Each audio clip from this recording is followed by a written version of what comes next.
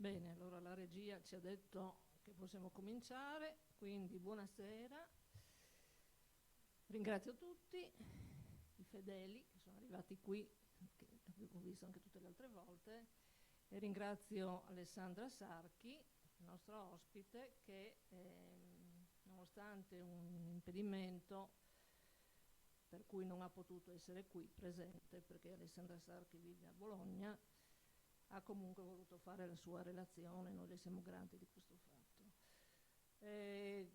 Chi è Alessandra Sarchi? Alessandra Sarchi è, da come ho potuto vedere anche attraverso questa cosa di cui vi dico subito, di cui stavo parlando, di Done, è una persona che fa un sacco di cose belle. Ecco, diciamo così, una persona che fa un sacco di cose belle. E queste cose belle comprendono la scrittura, perché Alessandra Sarchi scrive saggi, scrive romanzi, traduce, comprende la lettura, comprende un sacco di cose, fra cui questa comprende anche l'aver raccolto una serie di premi per le cose che ha scritto. La cosa di cui stavamo parlando, per cui abbiamo nominato questa bella figura che è di Done, è una bellissima iniziativa che è quella che mi ha fatto conoscere proprio Alessandra Sarchi, meglio rispetto a prima. Cioè una serie di podcast che sono frutto di una collaborazione fra il Piccolo Teatro di Milano, fra tre cose: il Piccolo Teatro di Milano, il Corriere della Sera e un'associazione, forse non mi ricordo. No, è la casa editrice di produzione del podcast che è FM Storie Libere, Ah, è la casa che sono editrice. i principali produttori di podcast in Italia. Ah, perfetto. Ecco, in questi podcast si parla di donne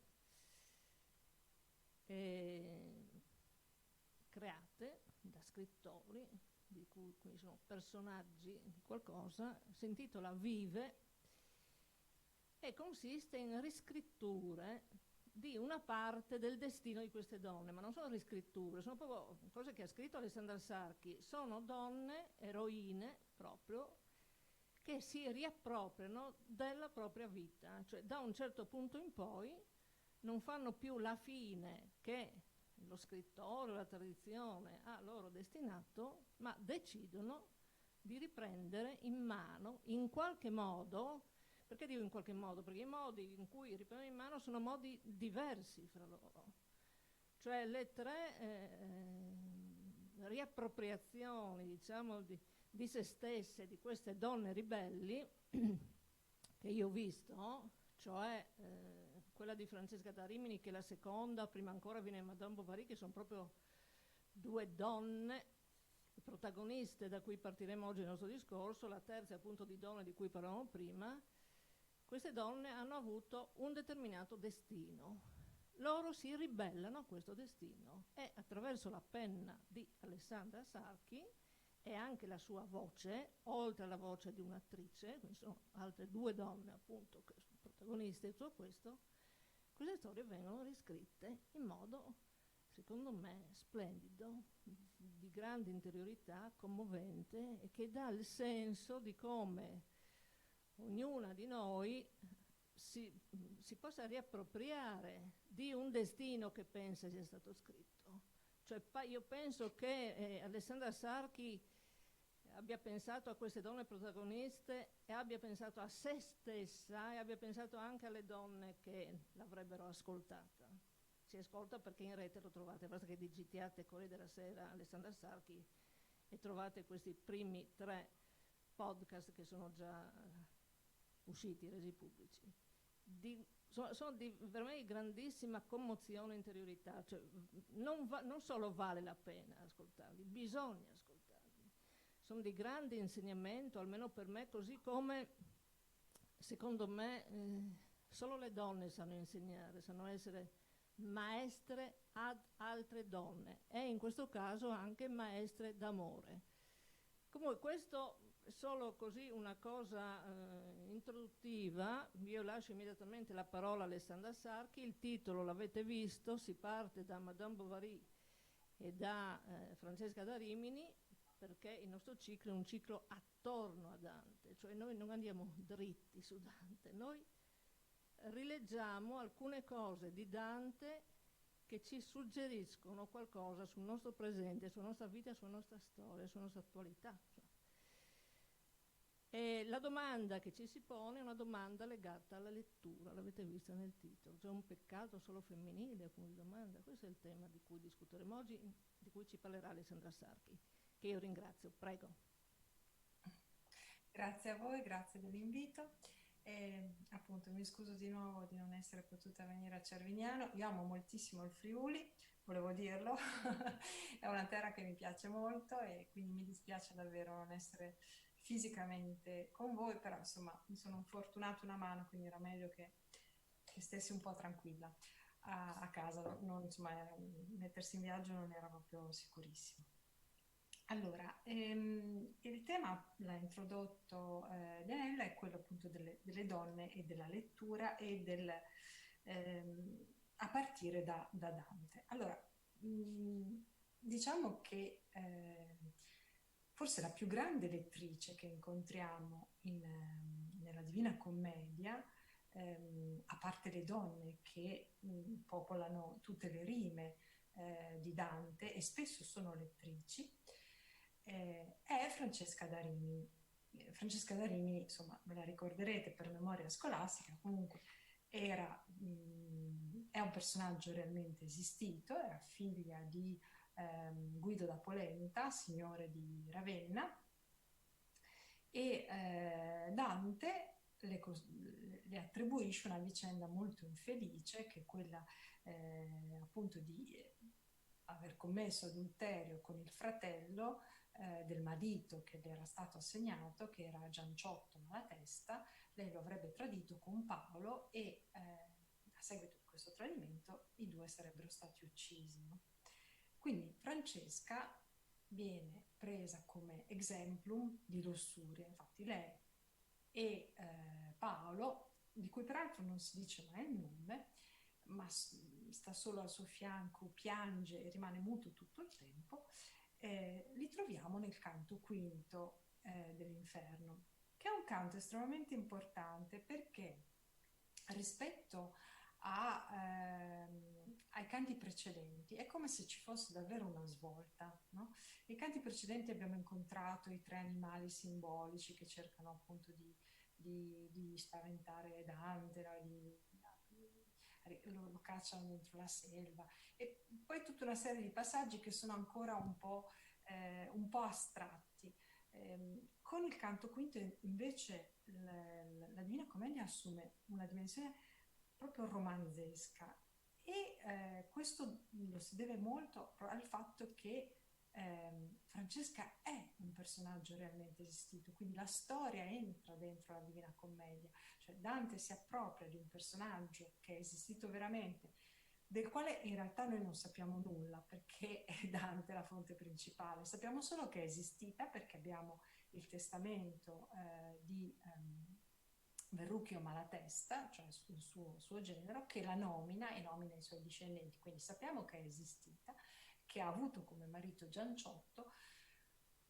È possibile che quello che Dante racconti sia vero, se le cose siano andate veramente così non è possibile appurarlo, sta di fatto che lui la mette nell'inferno, nel canto quinto, e che da questo momento in poi c'è tutto uno svolgimento temporale, di racconto, che cambia, che diventa come tridimensionale, perché Francesca è un personaggio che parla tantissimo di sé, tantissimo sempre in relazione a quanto poco parlino i personaggi della Divina Commedia incontrati nell'inferno, nel purgatorio e nel paradiso, che in genere rispondono a una o due domande fatte da Dante, che si muove verso di loro con curiosità.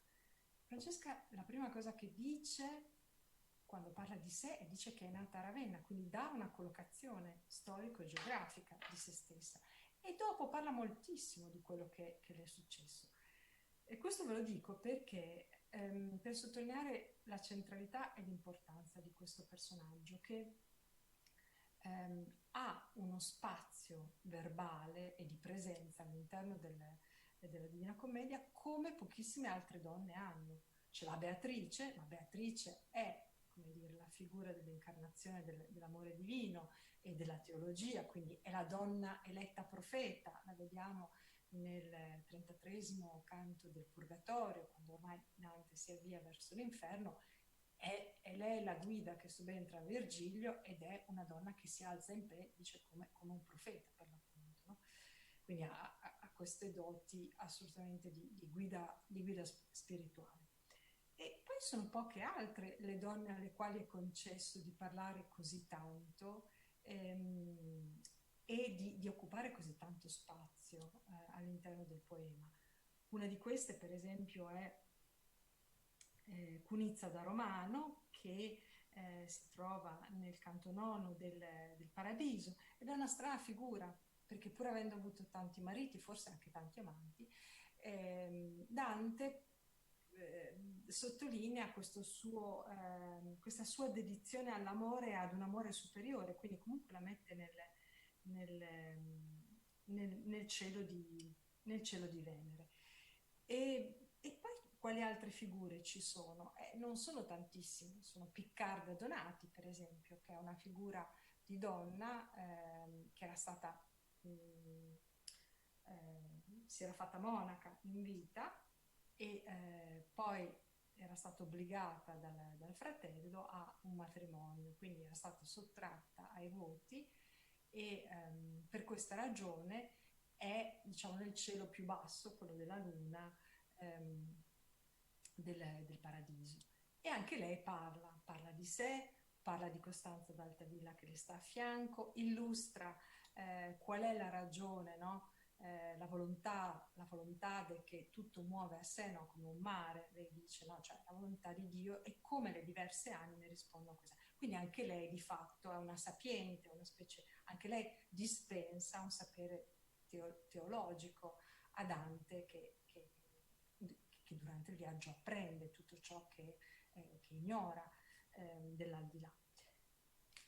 Francesca ovviamente non è una figura paragonabile a questa che vi ho citato perché è una dannata, però è una dannata speciale, perché Dante è attratto dalla sua figura e a questo proposito io credo che valga la pena rileggere i versi, se non vi dispiace io ve li leggo, con i quali lei si presenta Dante, perché sono versi molto importanti che in un certo senso stridono con la collocazione infernale che le viene assegnata dal poeta.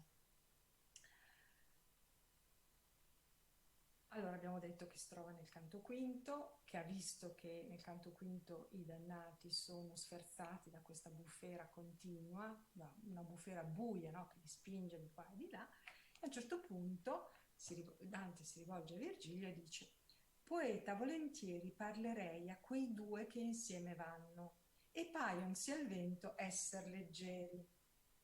Ed egli a me: vedrai quando saranno più presso a noi, e tu allor li priega, per quell'amor che mena, ed ei verranno. Sì tosto come il vento a noi li piega, mossi la voce: o anime affannate, venite a noi a parlare, s'altri non niega.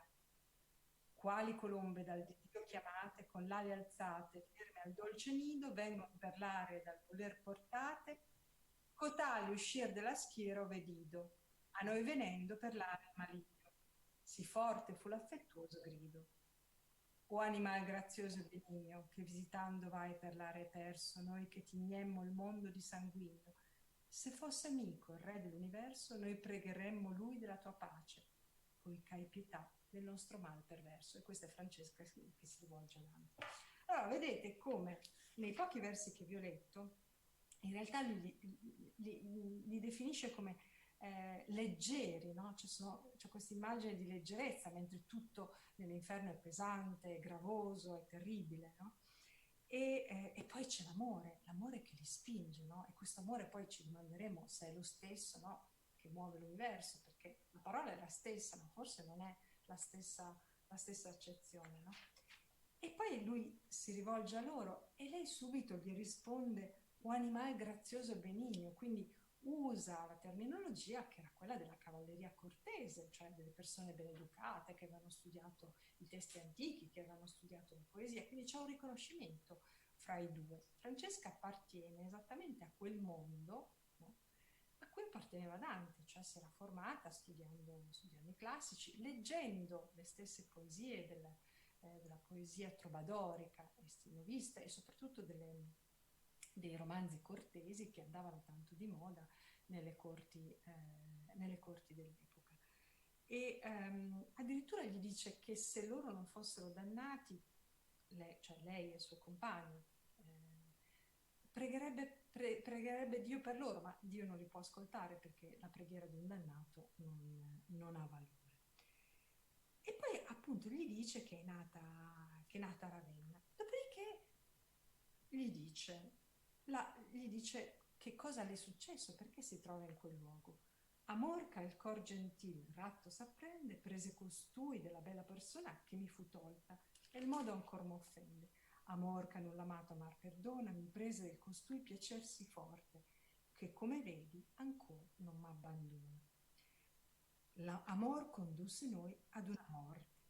Cain a te, via vite ci spense. Allora, questo verso, Cain a te, che vita ci spense, ci fa capire che il suo compagno probabilmente è sicuramente Paolo, il fratello di Gianciotto, perché nel Medioevo, insomma nella teologia medievale, i fratricidi, insomma, diciamo, le uccisioni dei familiari venivano destinati appunto a questa zona dell'inferno, che è la più terribile, Caino, appunto, no? Ma nei versi precedenti scusate, Francesca di nuovo si esprime utilizzando una terminologia che è molto ricercata, è una terminologia colta, è una terminologia che viene dai poeti, perché Amorca il cor gentile ratto s'apprende è un piccolo rimaneggiamento di un verso di Guinizelli, che era un poeta conosciuto da Dante, anzi che Dante incontrerà poi nel Purgatorio. E Amor che non l'amato amar perdona è anche questo una sorta di perifrasi di un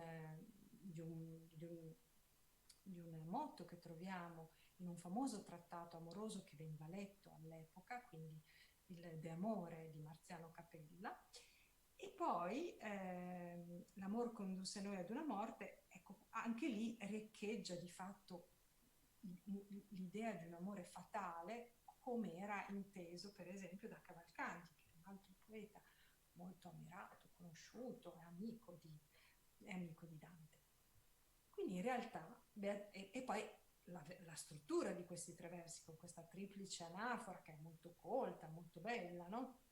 Allora, Francesca di fatto è un personaggio assolutamente colto, è una lettrice, senz'altro, e si instaura un dialogo, diciamo, alla pari fra lei e il poeta. Tanto che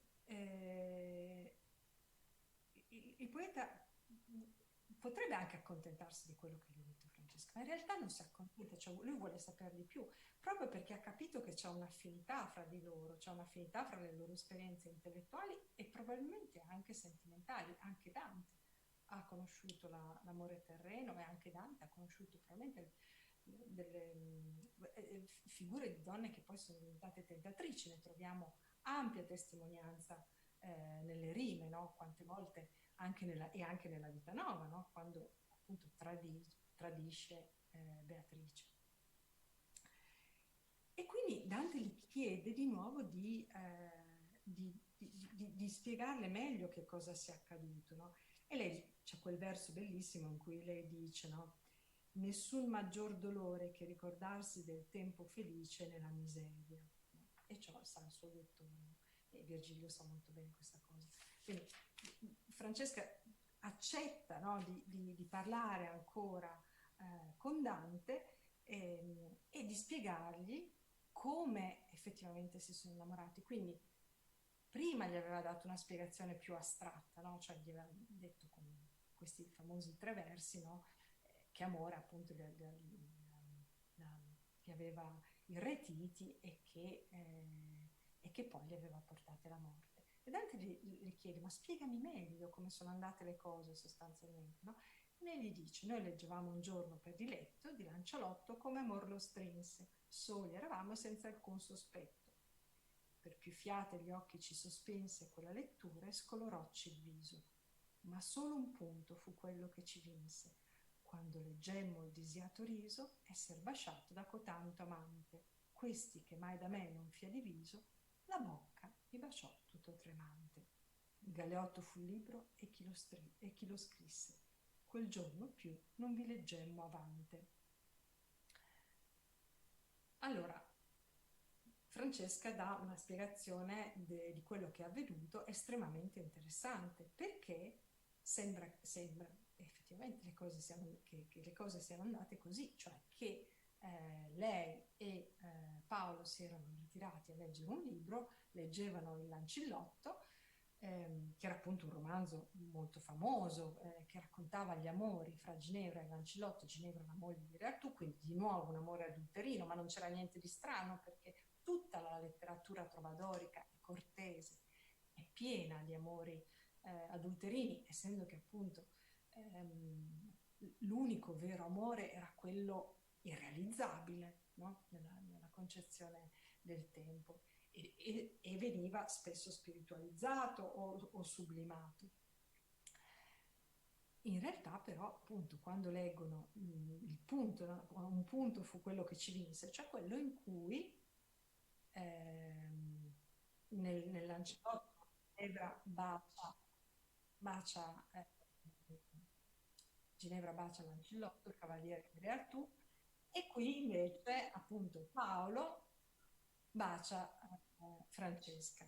Quindi avviene una specie di imitazione, no? Cioè leggendo il libro è come se loro diventassero più consapevoli dei sentimenti che li animavano e venisse promosso un desiderio di emulazione, cioè si trovano un po' a fare quello che accade nel libro, è come se il libro li legittimasse, li incitasse, insomma. Qui Dante dice una cosa bellissima, cioè che la letteratura è capace di dar forma alle emozioni e a sua volta di provocarne, quindi di suscitarne di nuove, no? Ed è per questo che questo passo è così potente, no? Perché ed è per questo anche che Francesca è un personaggio così importante, perché in lei Dante riconosce la capacità evocativa della letteratura e della poesia, no? Cioè la capacità di creare un mondo, no? Tant'è che poi Dante, cosa gli succede dopo aver sentito questo racconto? Dice, mentre che l'uno spirito questo disse, l'altro piangeva. Cioè, Paolo rimane sempre muto e piange. Sì che di pietade io venni men, così come io morisse. Quindi sviene, cioè è come se appunto io venni men così come io morisse. E poi c'è quest'ultimo verso meraviglioso, e caddi come corpo morto cade. Quindi c'è questa forma di morte simulata che succede a Dante. Allora, in tutto questo Francesca è una grande lettrice, non c'è dubbio su questo fatto, no? Però è anche una grande peccatrice perché per quanto Dante empatizzi con questa figura, nella sua concezione del mondo e delle pene, dei castighi e del peccato e della virtù, la lussuria è sicuramente un peccato mortale, quindi non può assolverla. Quindi la sua collocazione rimane quella. Tuttavia, la lettura di Francesca poi non è stata sempre negativa, anzi, per esempio già Boccaccio, che fa dei grandi commentari alla Divina Commedia, si domanda se per caso non avessero fregato Francesca, cioè le avevano fatto credere che doveva sposare Paolo, quindi mandano Paolo a prenderla a Ravenna, no? Lei crede che quello sia il marito e poi invece le rifilano Gianciotto che era storpio e piuttosto malmesso, quindi non bello e e capace, come pare fosse il fratello Paolo Malatesta. Quindi c'è già un tentativo di riscatto di Francesca, perché effettivamente è una figura che attira molto, no, l'empatia, attira quella del poeta e a maggior ragione quella del lettore che si immedesima, no? Perché anche noi a nostra volta siamo lettori di una scena in cui si stava leggendo un altro libro, no? Quindi c'è questo gioco di scatole cinese in cui il lettore viene precipitato. Scusate, mi tolgo la maglia perché è un po' caldo.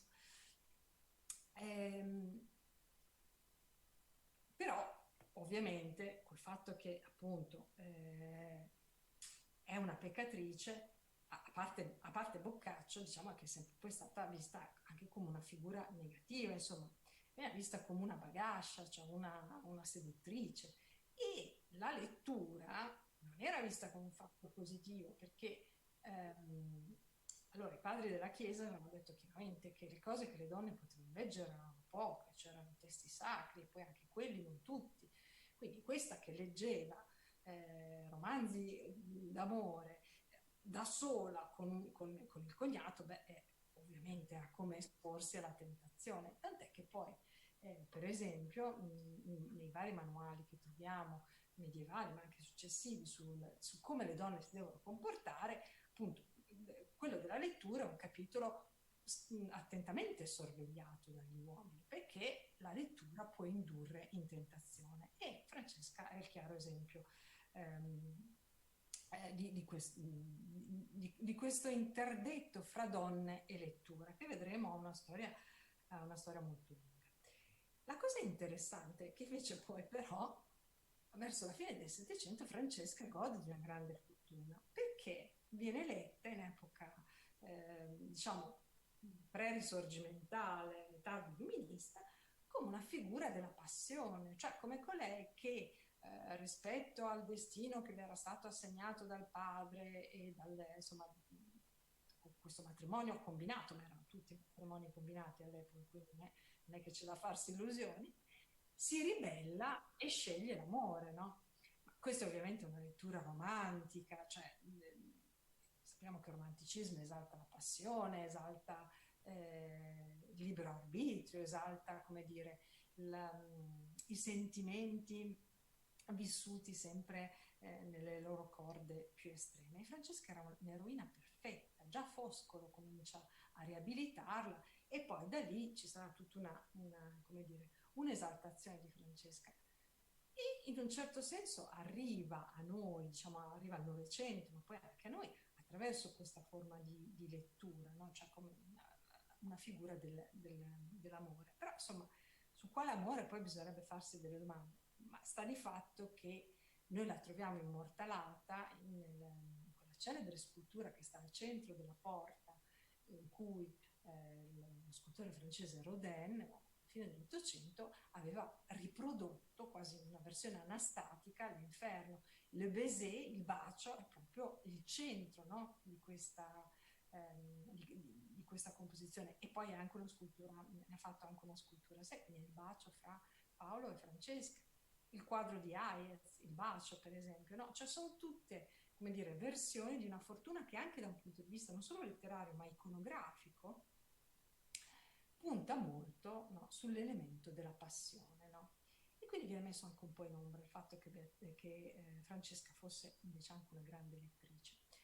A un certo punto, quando invece però la critica si accorge, no, di questo fatto, cioè si accorge andando a leggere testualmente e vedendo che l'eloquio di Francesca è così colto, no? È così intessuto di riferimenti filosofici, di riferimenti ad altri poeti, e lì cominciano i guai, perché com'è che una donna parla così bene? È mai possibile, no? Che una donna parli così bene?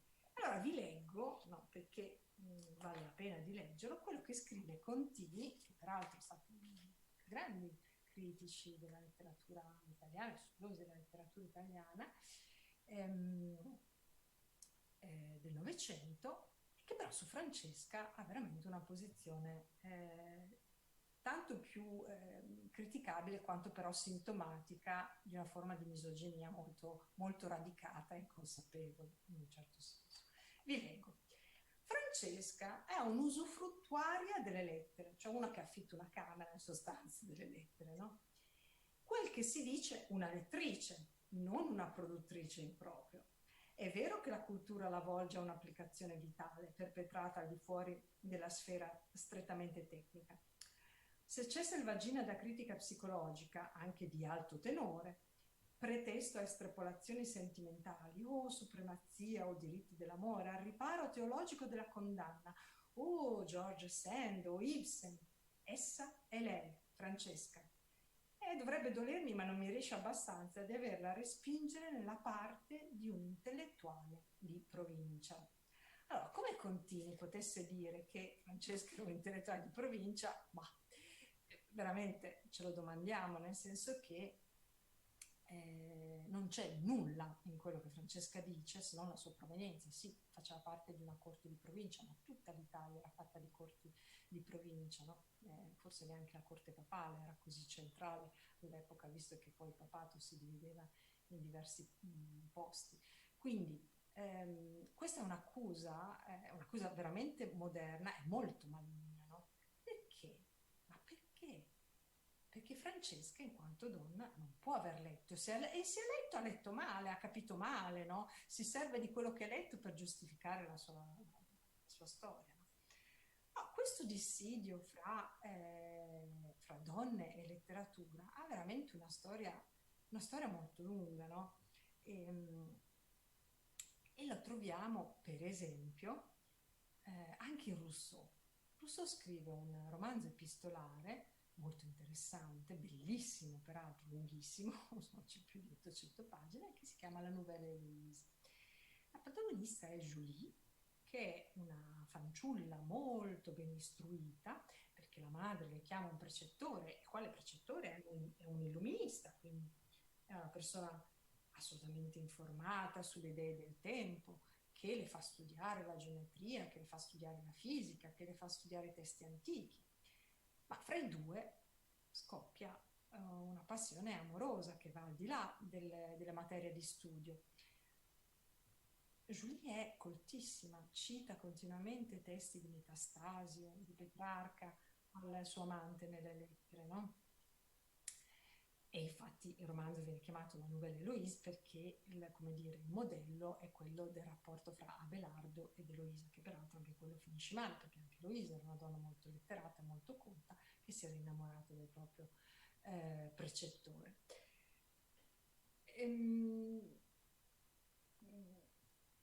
Cosa non funziona anche per Julie? Beh, che non può vivere una storia amorosa con un uomo che le è inferiore per rango, perché sempre che appunto il suo precettore non è nobile, e quindi il padre si oppone a questa unione, le fa sposare un amico, Volmar, e lei si sposa, e nel momento in cui si sposa comincia tutto un programma, come dire, di dismissione di quella che era stata la sua attività intellettuale. Smette di leggere,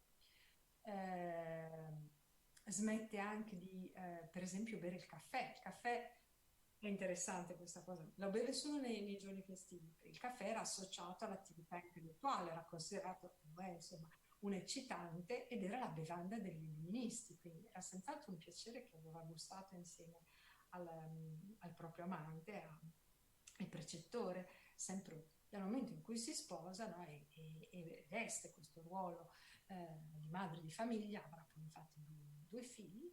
Si dedica a una vita cosiddetta attiva, no? Lasciando da parte la vita contemplativa, una vita dello spirito che però tanto l'aveva animata, almeno per tutta la prima parte del romanzo epistolare, durante la quale si svolge il suo rapporto con Sempronius.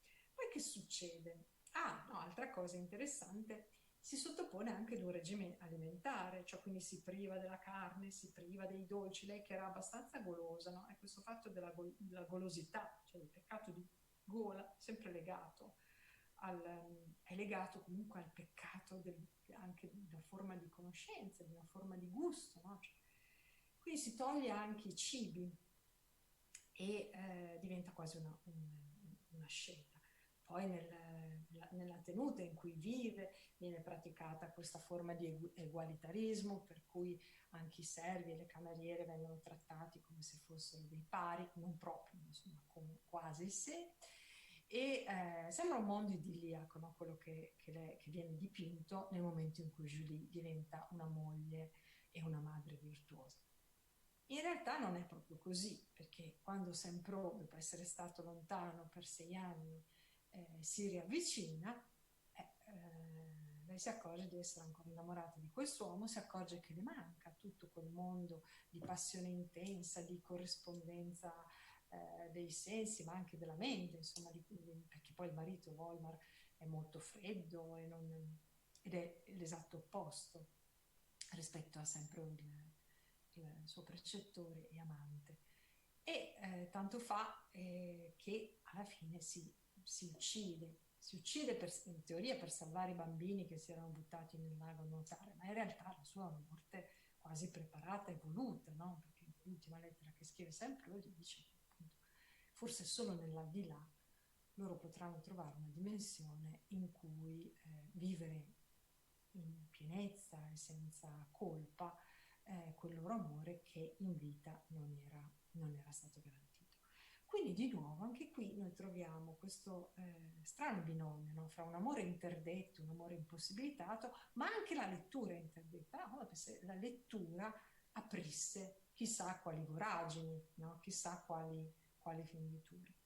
Diciamo che l'apoteosi di tutto questo la troviamo in un personaggio che è quello di Madame Bovary di Flaubert, la quale Madame Bovary peraltro è legata, almeno diciamo così, nella fortuna critica, alla nostra Francesca da Rimini, perché Edoardo Sanguinetti, ma poi anche Cesare Garboli, due grandi figure di intellettuali del Novecento, seguendo Contini, no? Definiscono Francesca una Madame Bovary di provincia, come se Madame Bovary non fosse già abbastanza di provincia, no? Di nuovo in maniera molto, molto dispregiativa, insomma. E allora questo ci fa interrogare, no? Sul nesso fra donne e lettura. Chi era Madame Bovary? Madame Bovary era una ragazza di una famiglia modesta, insomma il padre era un allevatore nella campagna a nord di Rouen, che viene mandata in convento a studiare, quindi comunque ha una buona educazione. Poi a un certo punto, mentre lei è in convento, la madre muore, quindi rimane anche orfana. Ma già in convento Emma, Madame Bovary, il suo nome è Emma, dimostra una certa tendenza a fantasticare e perfino sui libri religiosi, no? Sulle storie della passione di Cristo, piuttosto che quelle dei santi, no? Si fa delle fantasie, si fa dei romanzi interiori, che poi alimenta anche con i romanzi veri e propri, perché legge romanzi romantici, no? Ambientati nelle foreste, con i castelli di Walter Scott, cioè tutta quella letteratura che veniva letta all'epoca.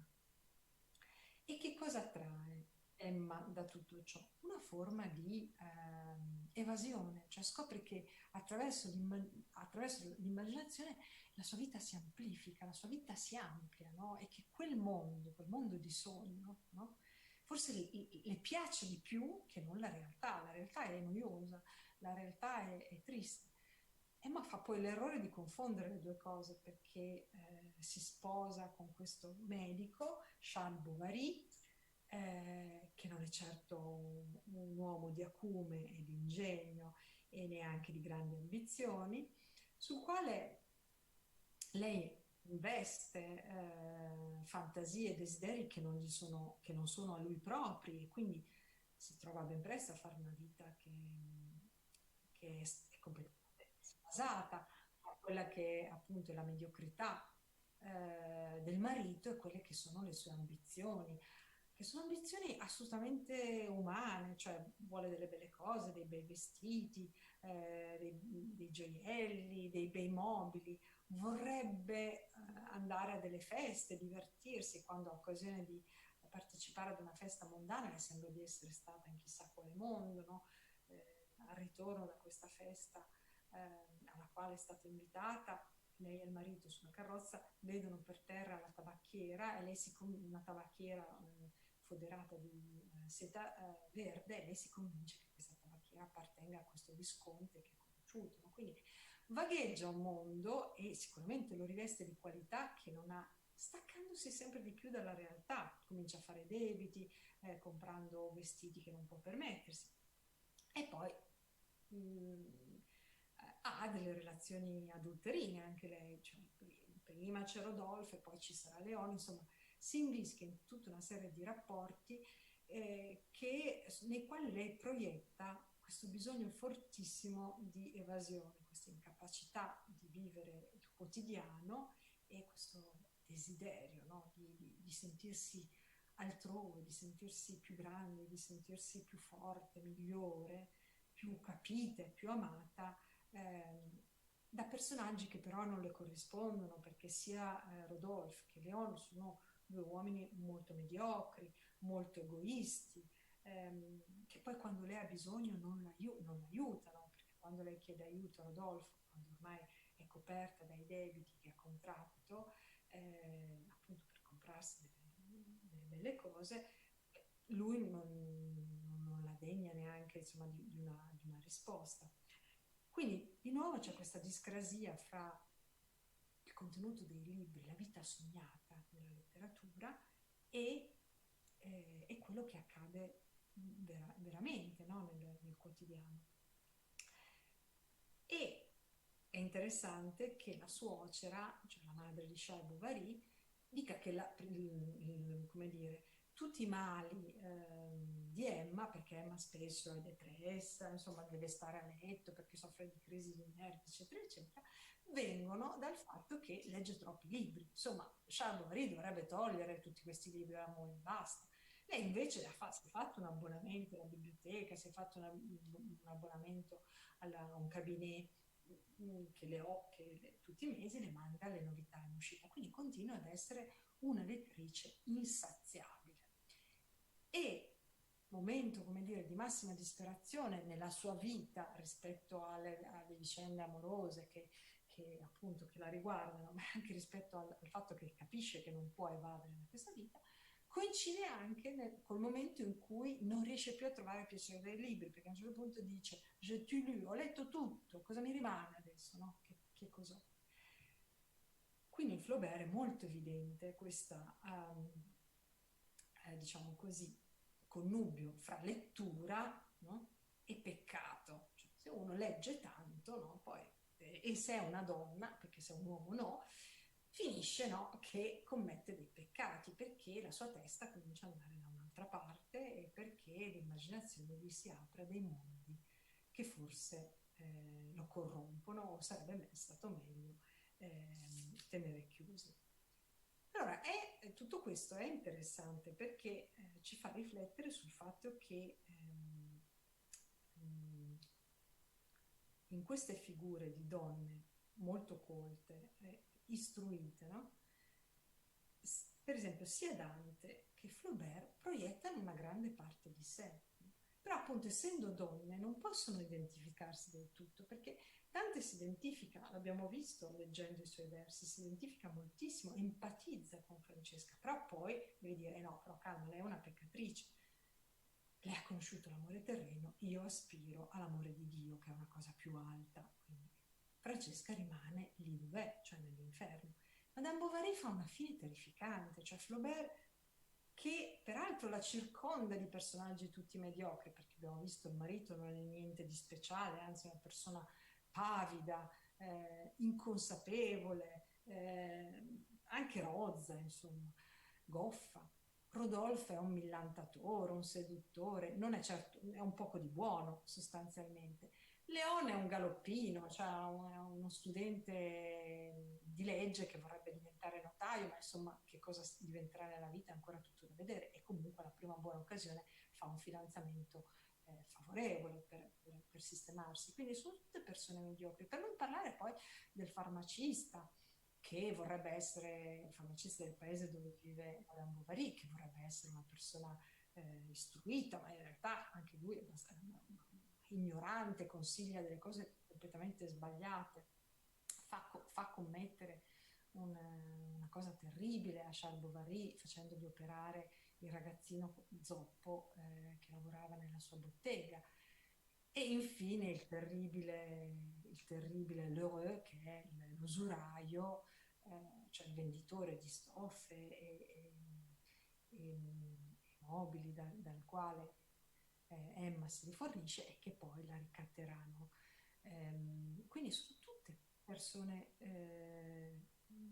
vili, mediocre, assolutamente non virtuose. Eppure Flaubert si accanisce in una maniera incomparabile con Madame Bovary, ma anche lì la maniera in cui la fa morire ci rivela un'ambiguità di fondo, perché la fa morire dicendo che quando lei è morta, lei si avvelena, prende dell'arsenico, scrive una lettera in cui dice appunto che la colpa è solo sua, e poi a quel punto, siccome l'arsenico non ha un effetto immediato, assistiamo insieme al marito e al farmacista e a pochi altri, insomma, a questa lunga agonia, che è molto lunga e che Flaubert si diverte a descrivere nei minimi dettagli, dicendoci una cosa che per me è estremamente significativa, cioè che Emma vomitava dell'inchiostro nero. Ora l'arsenico non è nero, no? Però il fatto che lui le attribuisca, che le mette in bocca dell'inchiostro, ci fa capire chi è Emma Bovary. Emma Bovary non è altro che un suo doppio, cioè un'altra parte di sé, cioè la donna che anziché leggere avrebbe dovuto scrivere, no? Cioè con tutto quell'inchiostro che aveva accumulato. Allora, tutto questo per dirvi come da parte in una letteratura che è sempre stata scritta da uomini, prevalentemente da uomini, diciamo, noi abbiamo analizzato opere scritte da uomini, la scrittura nel momento in cui sono le donne ad impadronirsene o a esserne comunque, diciamo così, portatrici o fruitrici, anche solo come lettrici, e diventa sempre uno strumento ambiguo che costeggia pericolosamente con il peccato, cioè per cui queste donne sì, sono molto istruite, in questo per forza rispecchiano una parte dell'autore, cioè quando Contini dice ma quando Francesca parla citando i grandi poeti lì è Dante che parla, ma sì, ma Dante non è che può sdoppiarsi fra un se stesso cioè, e il proprio personaggio, è lui che la crea così, quindi non esiste questa forma di sdoppiamento, tanto più che Dante anche nelle rime ci dice sempre che ci sono donne che ascoltano e sono felici di ascoltare quelle rime, quindi le capiscono. Non possiamo sdoppiare Dante a questo punto, così come non possiamo sdoppiare Flaubert, tant'è che, vero o leggenda che sia, cioè un critico riportava la frase che mi sarebbe stata detta da Gustave Flaubert in persona: chi era Madame Bovary, perché c'era un fatto di cronaca, no? Come nel caso di Paolo e Francesca c'era una storia probabilmente accaduta, anche se non proprio forse in quei termini, ma comunque c'era un fatto di cronaca. Così anche nella storia di Madame Bovary c'è un fatto di cronaca, cioè il padre di Gustave Flaubert, che era medico, aveva avuto un allievo, a sua volta medico, che aveva sposato una donna che appunto si era a tal punto indebitata da poi togliersi la vita in questa maniera, e poi dopo la morte si era scoperto che aveva avuto anche delle altre relazioni, quindi anche lì c'era un fatto di cronaca. Ma ciò che invece sia Flaubert che Dante proiettano è una parte di sé, attribuiscono a queste donne una parte fortissima di sé. E qual è questa parte? È il potere dell'immaginazione, cioè il fatto che attraverso la letteratura noi apriamo dei mondi che viceversa ci sarebbero preclusi, solo che appunto sono donne, quindi non è che possono dargli tutto questo potere e ne devono per forza fare delle peccatrici. Se ci pensate, le uniche donne dotate di un potere legato al sapere, quindi alla lettura, sono figure angelicate, cioè alle quali la vita poi reale, la vita dei sentimenti, dell'affetto e anche del sesso viene preclusa. La più antica, forse, almeno a nostra conoscenza, è Diotima, che nel simposio di Platone istruisce Socrate proprio sul funzionamento di amore, su che cosa sia Eros, no? E gli spiega come Eros sia un demone, come sia non sia né un dio né un mortale, ma una specie di mediatore fra i due, sia quella forza che in realtà muove l'universo. Cosa non tanto dissimile da quella che poi Beatrice spiega a Dante essere come dire, l'amore che tutto muove, no? Nella teologia della Divina Commedia. Quindi sono figure dalle quali vengono tolti gli attributi umani. Se volete è anche paradossale poi questa cosa, proprio perché come Rousseau fa di Giulino un'altra figura di donna che per aver troppo letto si è corrotta, e lo dice anche nell'introduzione, dice una ragazza casta non ha mai letto dei romanzi, quindi se voi prendete in mano questo romanzo e siete una ragazza sicuramente vi corromperete, però poi dopo si rende conto che in realtà le sue lettrici erano più donne allora come oggi, no? Quindi la figura della lettrice era fondamentale perché esistesse la letteratura e perché esistesse questo fenomeno di identificazione che è alla base, no? Del piacere della lettura e anche del piacere della scrittura. E però dice sì, va bene, però probabilmente se ha preso in mano questo mio libro questa ragazza era già corrotta, quindi si salva in questa maniera un po' rocambolesca. A questo proposito devo dire che nel pensare appunto a queste figure di donne condannate, in quanto anche grandi lettrici, mi è tornato molto utile, ho trovato anche molto bello, ve lo consiglio, un libro di Francesca Serra, pubblicato nel 2011 da Bollati Berringhieri, che è Le brave ragazze non leggono romanzi. È un libro divertentissimo, perché lei è molto arguta nel far vedere appunto come la figura della lettrice, no? Che di fatto è una figura moderna, per modernità intendiamoci quel processo che inizia con l'illuminismo e arriva fino ai giorni nostri, è sempre una porno lettrice, perché da parte maschile il piacere della lettura non può che essere associato a un piacere sessuale, cioè tutte queste donne che leggono comunque va a finire che sono delle peccatrici, sappiatelo.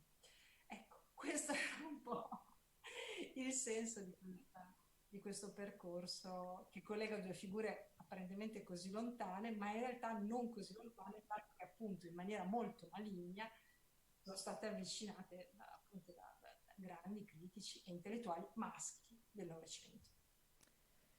Grazie Alessandra, grazie davvero. Io prima di passare la parola alle persone che sono qui presenti, avrei parecchie cose qua che mi sono appuntata da chiederle.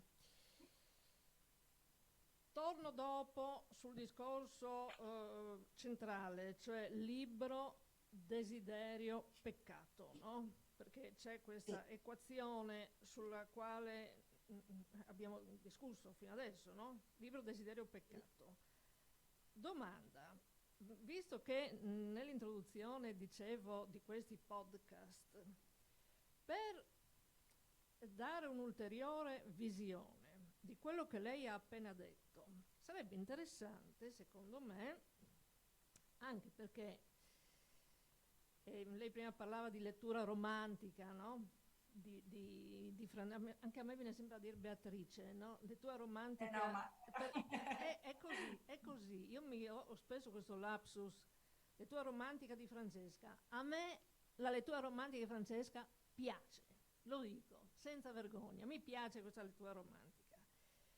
Queste sono eroine che tramite la sua penna, abbiamo detto prima, si riscrivono da un certo punto, no? Si riscrivono, perché questa condanna alla morte per mano di spada di Francesca e per mano propria di Emma non va bene, perché le donne sembra che siano destinate a questo, no? Cioè, diciamo che va bene all'interno di quelle opere, nel senso che allora, è perfettamente coerente, però forse a un certo punto sta cominciando a diventare lontano dalla nostra sensibilità. Ecco, esatto. Allora, queste eroine sono però di fatto eroine normali, perché in fondo Emma fa una vita normale. Cioè, la mia visione romantica, dopo le faccio la domanda, in che senso sono eroine normali? Ma cioè, chi al posto di Francesca,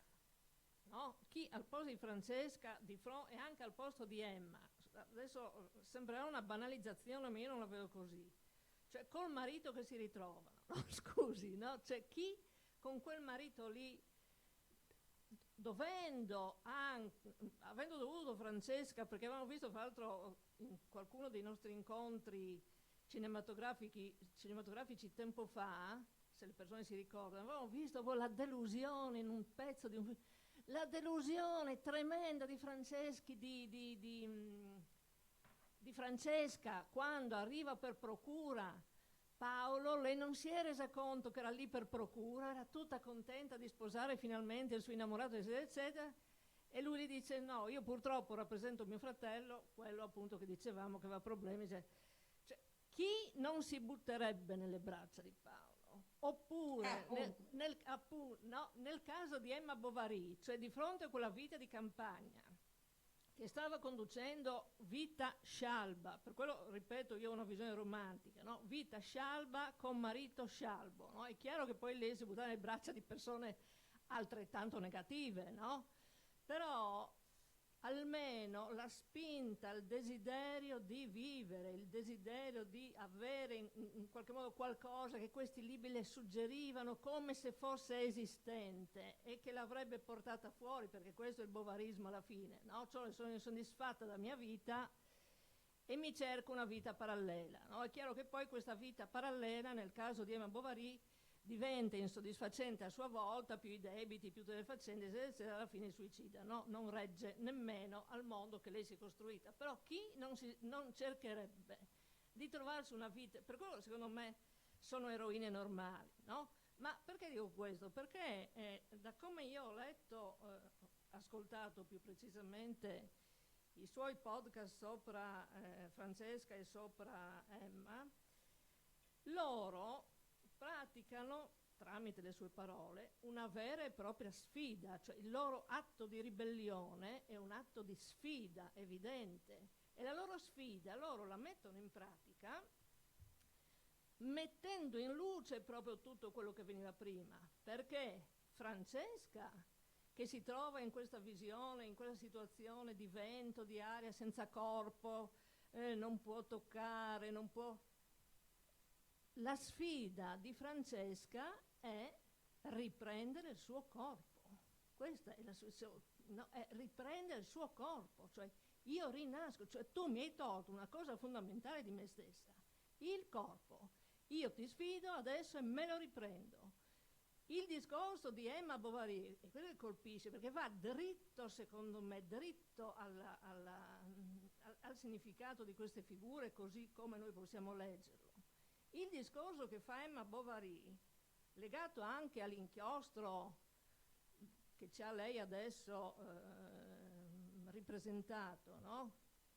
Dice, tu mi hai scritto, Gustave, no? Cioè tu mi hai scritto, basta, mi sono rotta, adesso mi scrivo io. Questo è quello che fa lei. È così? È così? Sì, sì, no, è così. È così. Allora, come tutte le riscritture, ovviamente si riscrive un'opera, un personaggio in base a una sensibilità che è quella del proprio tempo, al proprio gusto, alla propria interpretazione. Io cito sempre l'esempio dell'Ulisse. Allora, Ulisse, personaggio omerico, protagonista del poema dell'Odissea, viene condannato da Dante perché è un ingannatore fondamentalmente, quindi è messo all'inferno Ulisse, no? Pascoli, 7 secoli dopo, quasi, rilegge questa figura invece come la proiezione dell'insaziabilità di conoscenza dell'uomo, quindi con un'accezione assolutamente positiva. tutto l'aspetto del peccato non gli frega niente a Pascoli, per lui non è un peccatore. Ulisse per lui è l'emblema dell'uomo che cerca, che vuole continuamente varcare i propri confini, che non si accontenta mai e che è mosso da una sete di conoscenza inesauribile, no? Quindi sono due visioni completamente diverse, il personaggio però è lo stesso.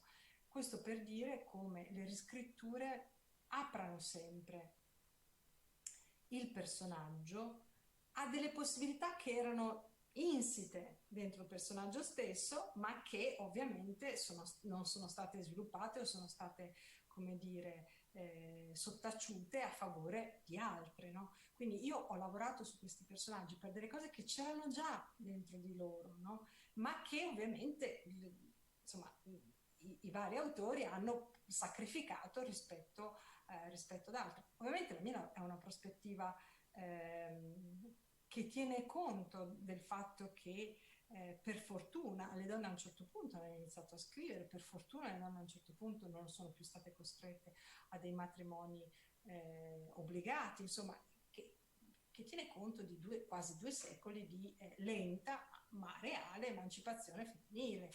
È chiaro che una cosa del genere forse io non avrei potuto scriverla, no? Anche solo un secolo fa.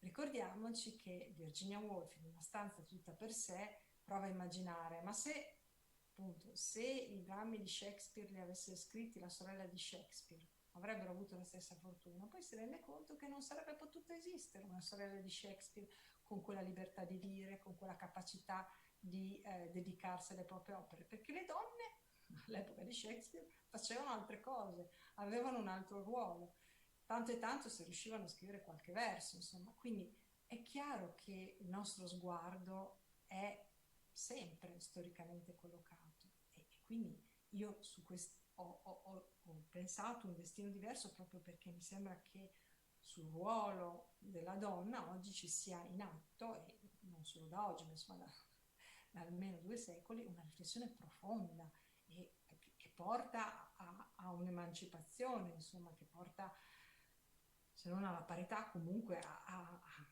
avvicinarsi progressivamente alla parità. Sì, grazie, un'ultima cosa, scusi.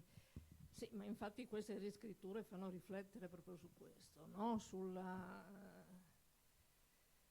come siamo e come possiamo noi donne moderne riscriverci, no? Cioè noi donne moderne che abbiamo pensato, sbagliando una 50ina d'anni fa, che la nostra libertà coincidesse con la libertà sessuale, no? Mentre non è così, è anche così, no? Anche così, ma non è solo così. Ma non è solo così, no? Perché quello è un pezzo, è un pezzo. Quello è un pezzo.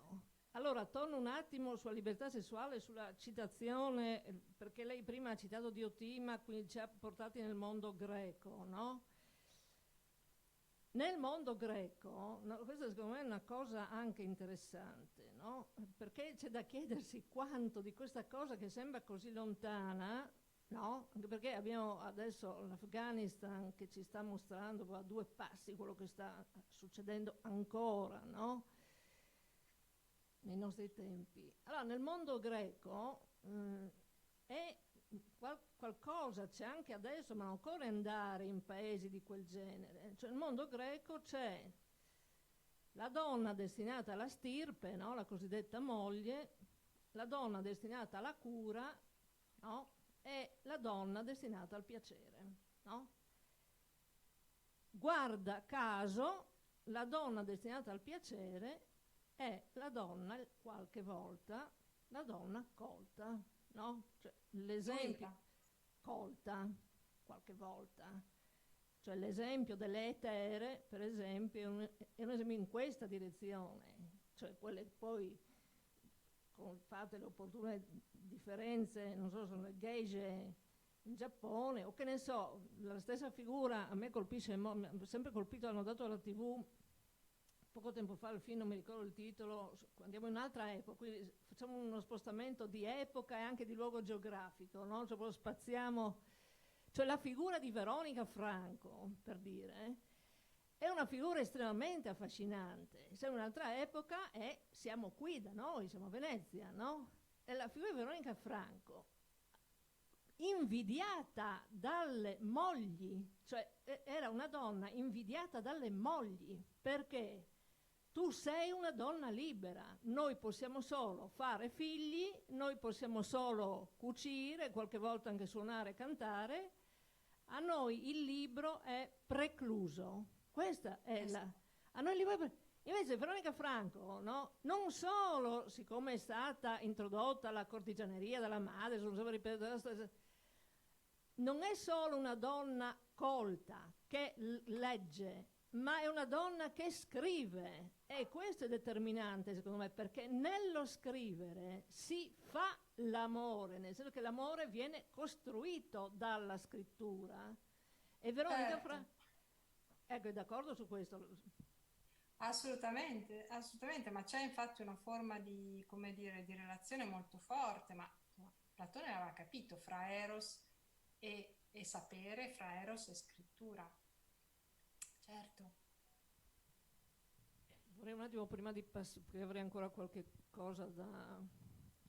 Se c'è qualcuno fra le persone che vuole fare qualche domanda, dico, mi metto gli occhiali così vedo. Domande? Luca? Ecco. No, no, vieni qua, prendi per favore il microfono, perché così ti registriamo. Così sente anche la signora Sarchi. Ma sì, prendi con te il microfono. Scusa, chiediamo se è attaccato il microfono, Marco. No, il suo. Sì, è attaccato. sì, a me è piaciuto molto, diciamo così, questa panoramica del ruolo della donna in Dante e poi nel resto della storia della letteratura. E poi c'è volevo citare un'altra poetessa che è molto conosciuta e stimata, che si chiama Vittoria Colonna, che è un altro esempio, diciamo così, di figura della letteratura che spesso non è conosciutissima ai più, perché ha avuto una fortuna critica un po' altalenante, però ecco, c'è anche da dire che Veronica Franco, che la professoressa Pezza ha citato prima, era una donna molto emancipata e anche una donna, diciamo, affascinante nel mondo della letteratura, però bisogna tenere conto che ovviamente Veronica Franco veneziana riusciva a essere così emancipata anche perché Venezia, rispetto a Vittoria Colonna, che ha vissuto molto invece nella zona dei castelli romani, del centro-sud, eccetera, è la differenza, non voglio essere assolutamente discriminatorio in questo, però Veronica Franco rispetto a Vittoria Colonna Veronica Franco è molto più emancipata rispetto al resto, al contesto, diciamo, delle donne che si avvicinavano alla letteratura invece nello Stato Pontificio o nel Regno di Napoli, Certo, perché è ma chiaro la che Serenissima era nella un'altra cosa.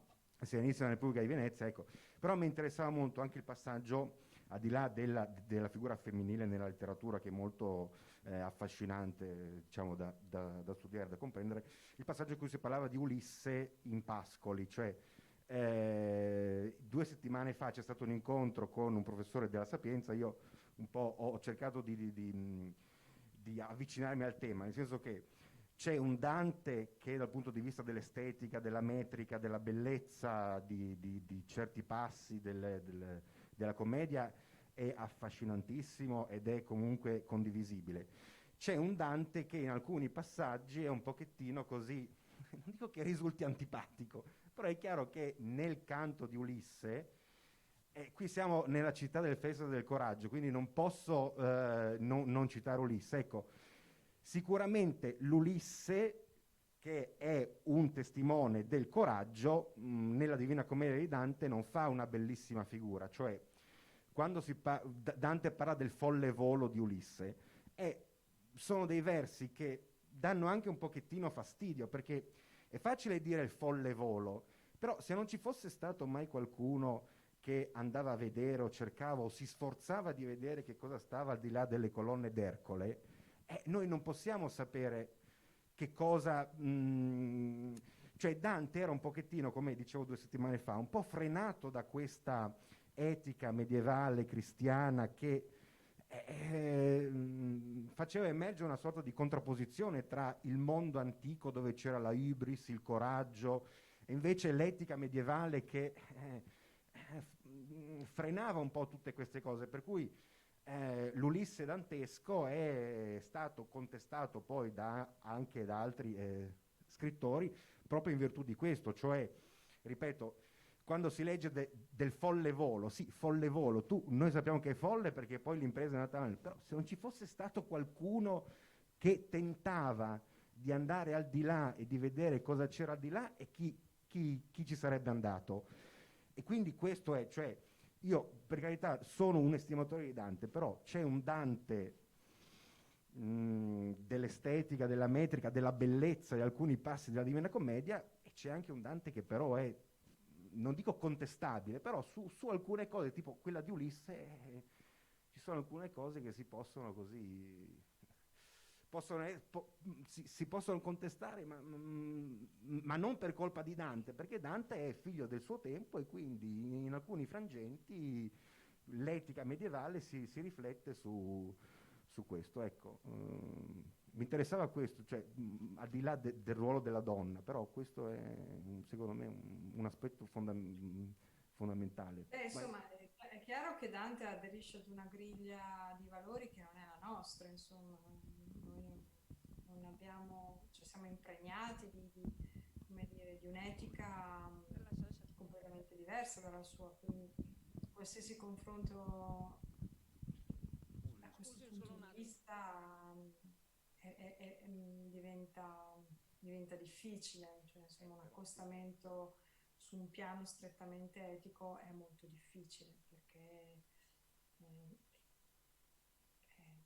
ci separa troppa distanza. No, d'accordo, per carità, però giustamente come, ad esempio, giustamente come si diceva prima Pascoli, diciamo, a Bologna ci sono, non so se lei sia in questo momento a Bologna, però all'Università di Bologna ci sono delle grandi studiose, filologhe di Pascoli, e in effetti, al di là del fatto che Pascoli avesse uno stile differente anche nel modo di approcciarsi alla letteratura e alla poesia, che comunque lo differenzia per certi aspetti da Dante, o comunque in una certa... Sicuramente il linguaggio di Pascoli è diverso, perché Pascoli è il poeta del fanciullino, è il poeta che canta anche di altre cose che sono magari potrebbero sembrare più semplici, più banali, ma in realtà non lo sono. Però ecco, la figura di Ulisse è stata da Pascoli, non dico contestata, però comunque sicuramente nell'idea che noi abbiamo di coraggio, l'Ulisse dantesco non è che possa essere accettato in una visione che guarda al mondo della letteratura anche con una certa propensione al coraggio, comunque spingersi al di là delle proprie azioni. Questo volevo dire, cioè Dante, uomo del Medioevo, la mitezza, la temperanza, o comunque un certo modo di vedere le cose vanno in contrasto con quello che invece, sì, è chiaro, Pascoli era invece anche un uomo, per motivi biografici, per la morte del padre, per il suo impegno politico, era un uomo che per certi aspetti non è che fosse moderatissimo, ecco, era anche un socialista impegnato, se uno va a leggere delle cose politiche di Pascoli, ecco. Io preferisco, ma è una mia opinione personale, assolutamente è in questo, preferisco una letteratura che guardi anche al coraggio inteso come buttarsi al di là dei propri limiti, anche un qualcosa che vada, piuttosto che invece certi modelli invece idilliaci, che però sono modelli idilliaci idealizzati, che fanno vedere una realtà che, e ripeto, il canto di Ulisse dantesco, lui dice il folle volo. Però se non ci fosse stato Ulisse che andava a vedere al di là, e chi ci diceva, non dico che dia fastidio leggerlo, però ecco, non è che sia... Sì, ecco, questo, poi il ruolo della donna non volevo andare fuori tema, Però mi interessava, visto che è stato citato questa volta Ulisse, mi interessava avere anche dalla professoressa Pezzi, cioè, so che la professoressa Pezzi voglio dire, ha una certa, diciamo, propensione all'impegno civile, quindi penso che lei legga la letteratura anche in un modo coraggioso, nel senso di una letteratura che deve essere utile e funzionale ad un progresso anche civico e sociale. Ecco. Chiaramente Dante era impegnato nel politico, però certi aspetti della Divina Commedia, dove ecco, non sempre il mondo idilliaco idealizzato si confà al coraggio, comunque ad una propensione ad andare, ecco. Questo volevo dire, ecco. Grazie Luca. Prego.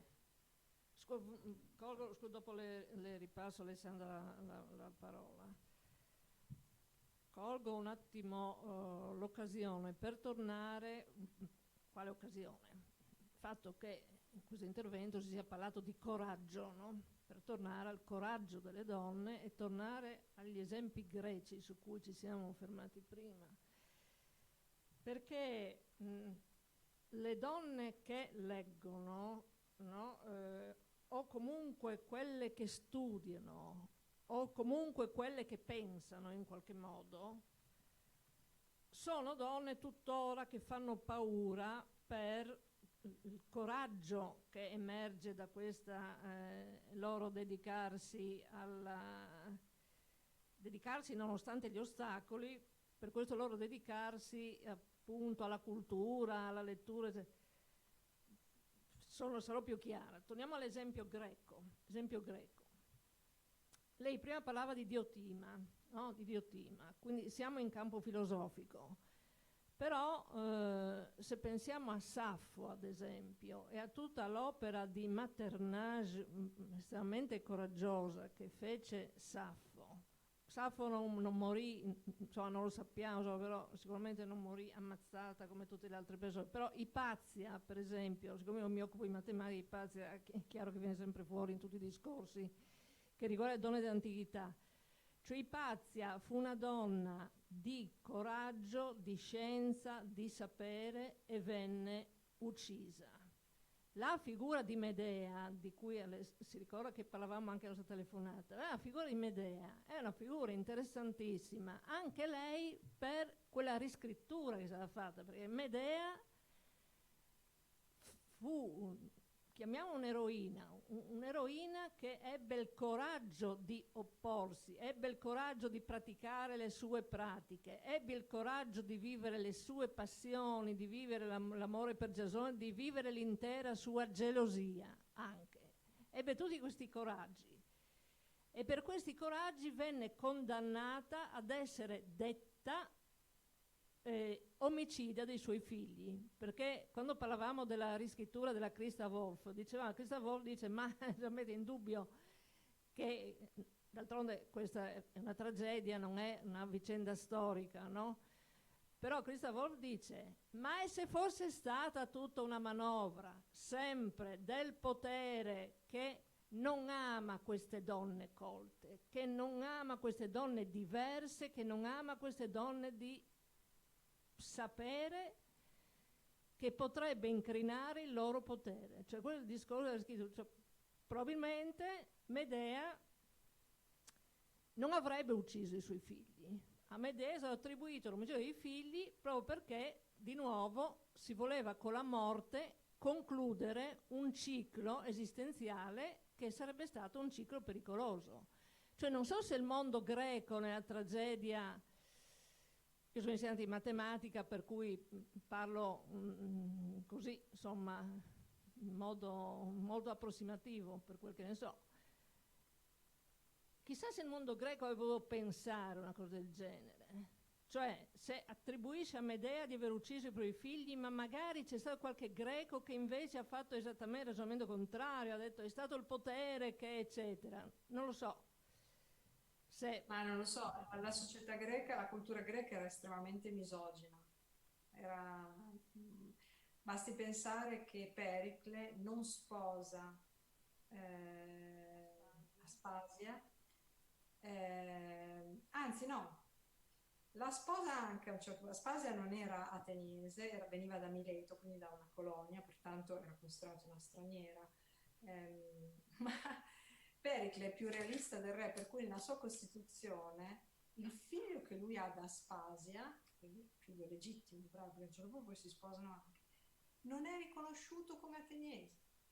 Quindi in realtà cioè, è una cultura fortemente misogina e xenofoba, che se ne dica. Quindi insomma, anche quando noi parliamo della democrazia d'Atene dobbiamo sempre ricordarci che erano 500 che votavano, insomma, era un mondo molto piccolo, quindi certo, sicuramente il concetto di democrazia l'hanno sviluppato e ce l'hanno tramandato a livello di pratiche e soprattutto a livello di concettualizzazione. Poi però, insomma, bisogna sempre far la tara, ed è una tara storica, cioè parliamo di società estremamente misogene, di una cultura estremamente misogena, che è quella che arriva fino a noi, insomma. Noi non saremmo un paese in cui c'è un omicidio di una donna ogni giorno se non fossimo impregnati di una cultura fortemente misogena, che va dalle donne che appunto per diventare famose in un libro devono finire ammazzate o ammazzare i figli, cosa peraltro abbastanza rara, perché sono le donne che ammazzano i figli non sono così tante rispetto agli uomini che ammazzano le donne, che non c'è paragone, no?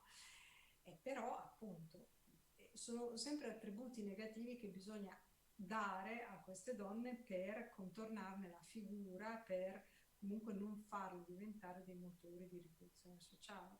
Comunque, d'altronde, scusate, ma Edgar Allan Poe ha detto la frase più bella che si possa dire: cosa c'è di più bello che una donna bella morta?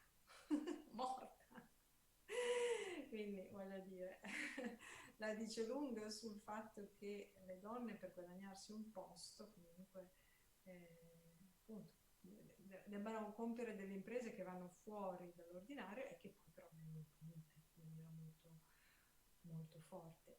E quando parlo di cultura parlo di processi culturali estesissimi, non solo la cultura libraria, ma la maniera in cui ci comportiamo nei confronti dei bambini, che è diversa rispetto a quella che ci comportiamo nei confronti dei maschi. Insomma, c'è questa divisione maschi e femmine che comunque è molto caratterizzante fino a quando cresciamo, al fatto che le donne guadagnino meno degli uomini, al fatto che siano molto meno rappresentate le donne degli uomini in Parlamento, in tutte le istituzioni, in tutti i luoghi dirigenziali, il fatto che le donne siano il 60% delle persone occupate nell'editoria e nelle posizioni apicali ci sia solo lo 0,9%, cioè sono dati che parlano da soli a interrogare.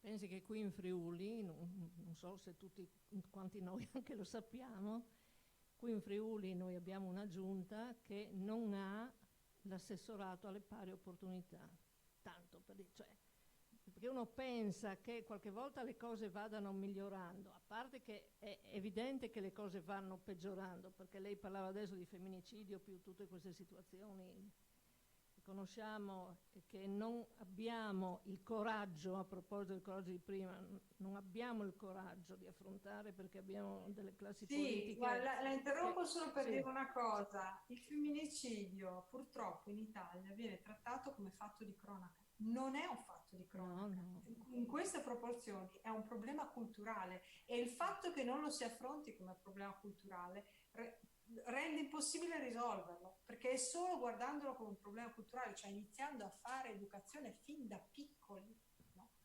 che lo risolveremo. Altrimenti, se noi continuiamo a considerare un fatto di cronaca che tristemente si accumula, per cui arriviamo a 200 donne ammazzate l'anno, vabbè, non ne verremo mai fuori. Sì, ma infatti quando si dice che è un problema strutturale si intende proprio questo. D'altronde la stampa non lo tratta come problema strutturale. No? Certo, lo tratta come un fatto di cronaca. Esatto, e questa secondo me è una cosa anche che riguarda secondo me proprio l'ordine dei giornalisti a questo punto, perché insomma c'è una parte d'Italia che sa che questo problema è strutturale, lo sa bene per tutta quella storia che abbiamo ripetuto anche adesso, che parla della civiltà greca, no? Perché se è vero che la filosofia e la scienza nascono lì, come è vero, no? È anche vero che la concezione della donna anche nasce lì, no? Per cui è un problema strutturale antico, no? Però noi che siamo, come si dice, moderni, sia dal punto di vista del pensiero che dal punto di vista della democrazia che abbiamo costruito, eccetera, dovremmo in qualche modo essere in grado di capire che questo problema strutturale è tale e va risolto da questo punto di vista, no? Va bene, ci siamo fatte prendere dal discorso del femminicidio, che però in effetti Ha a che vedere. ha a che vedere. Domanda, Certo. è evidente in tutto quello che abbiamo detto che la domanda che ci siamo posti se la lettura sia un peccato femminile, no? Cioè se uno dicesse la lettura è un peccato, non troverebbe uomini che sono sottoposti a questo peccato, No, evidentemente. nessun uomo, perché nessun no. uomo ha mai pagato per aver letto.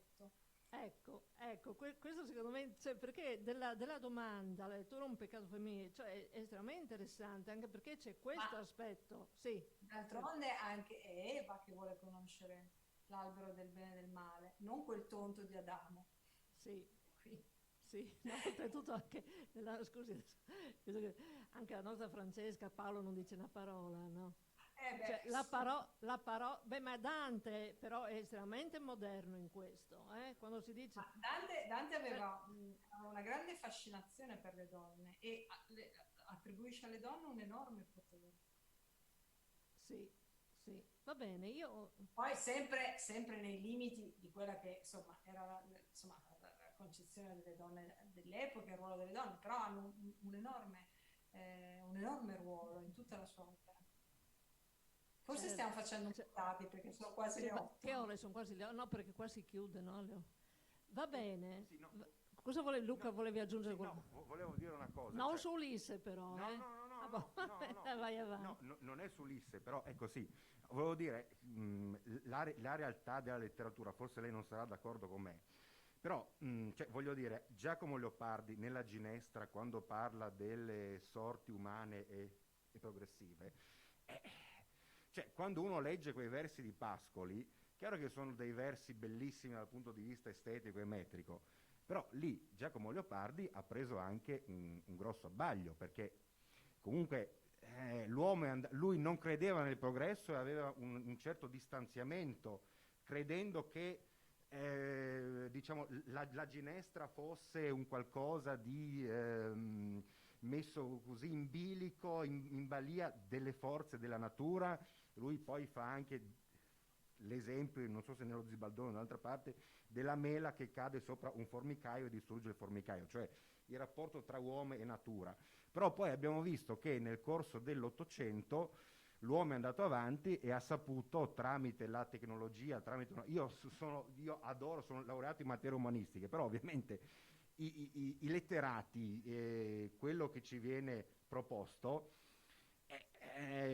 bisogna sempre fare non una dicotomia, però dal punto di vista estetico e metrico della bellezza delle poesie bisogna discernere anche un po' quello che è il significato, cioè Giacomo Leopardi in molti aspetti dei canti anche dello Zibaldone ha preso anche degli abbagli, perché lui credeva che nella dicotomia uomo-natura la natura avesse la meglio. Adesso è vero che ci sono i cambiamenti climatici, ci sono una serie di cose, però le sorti progressive dell'uomo, alla fine abbiamo visto che comunque la scienza e la tecnica nell'Ottocento hanno saputo andare avanti e non è che sia andata a finire come diceva lui nella poesia La Ginestra.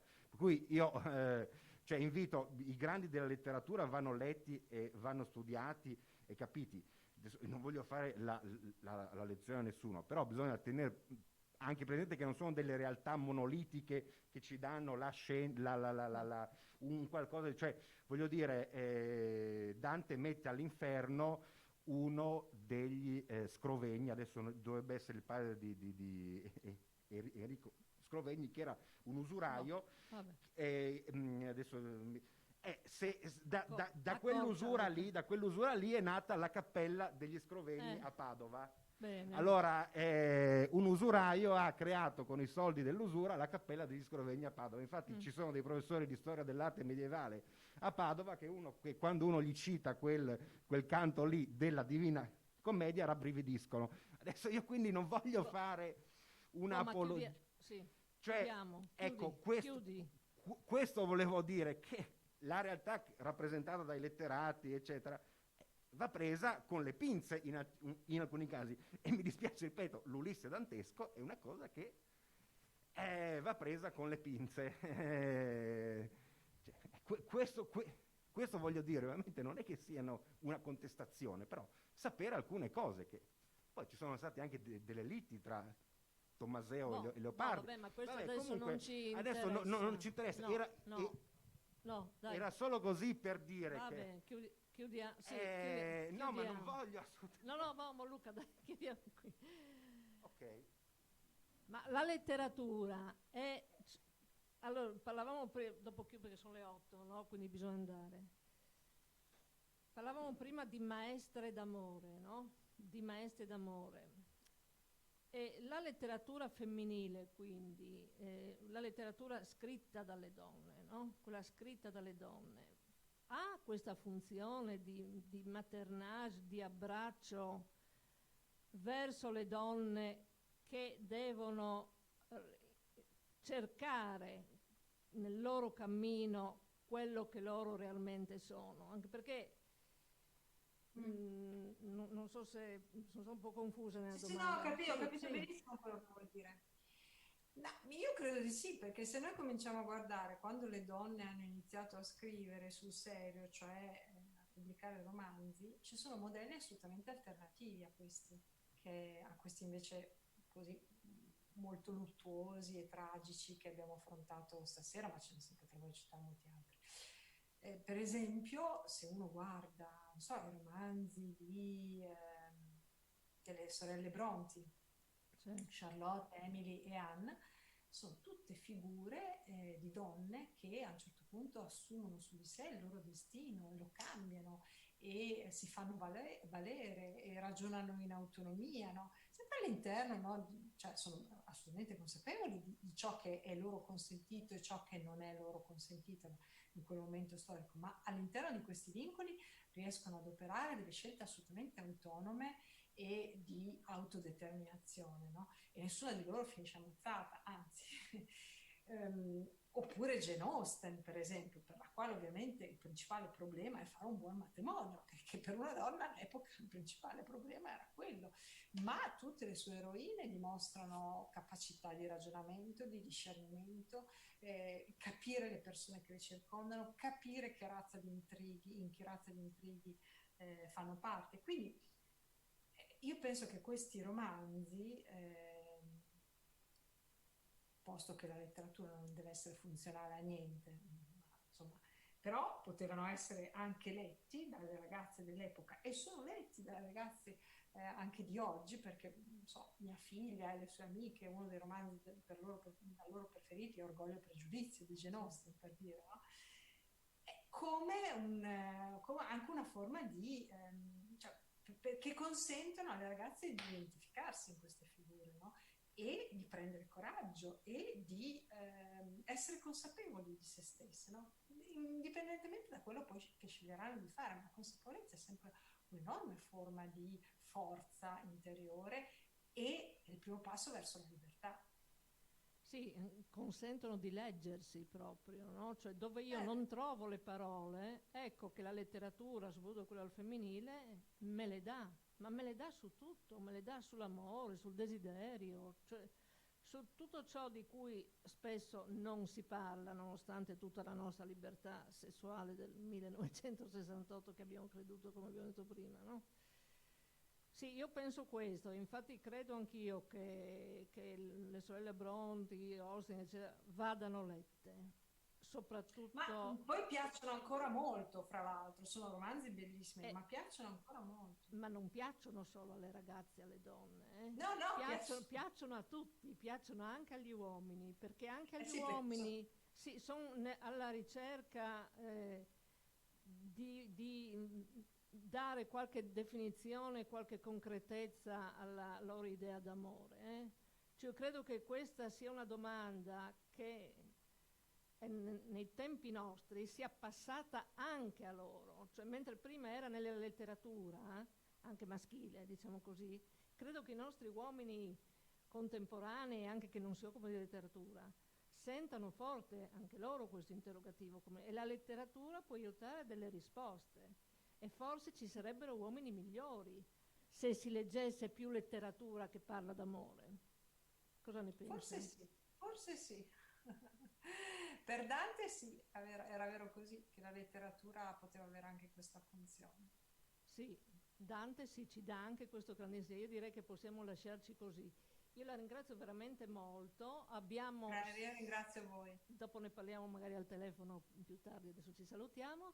Grazie. E ci sono i libri sia di Alessandra Sarchi che del relatore dell'altra volta, cioè Filippo Laporta, li vende Mariuzza, se volete, ci sono alcuni testi in vendita.